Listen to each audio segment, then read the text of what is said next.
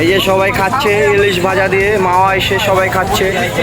এই যে আমাদের সাব্বির ভাই, এই যে এখানে আছে মাহফুজ দেওয়ান, ওখানে আছে হাবিব ভাই, ওই ভাইয়ের নাম আমি জানি না। এই যে আমাদের কি ভাই জানি, ফরিদ ভাই, এই যে সজীব ভাই, আর আমি আছি, সবার মাঝে আছি। সবাই খাও, এনজয় করো, ভরপুর খাও।